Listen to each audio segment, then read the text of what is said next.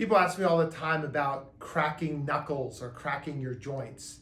You have pressure inside your joints, and when you crack your finger, you're releasing negative pressure inside the joints. There's been a lot of studies looking at that, at the bad parts, the good parts of it.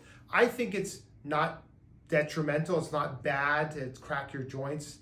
I think that you can create some inflammation if you do that a lot. If you're obsessed with cracking your joints all the time, it can create a little bit of inflammation in the joints, but there's no harm in doing it.